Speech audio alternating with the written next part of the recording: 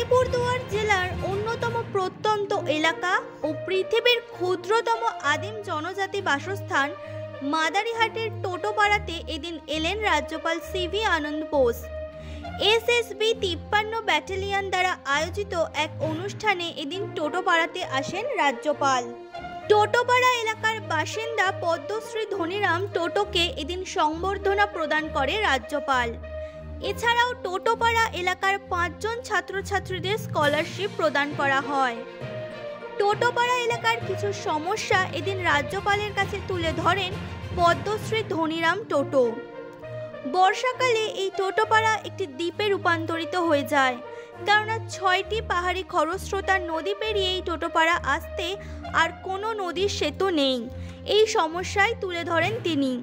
এছাড়াও টোটোপাড়াতে একলব্য স্কুল তৈরি করার জন্য রাজ্যপালের কাছে দাবি করেন পদ্মশ্রী ধনীরাম টোটো।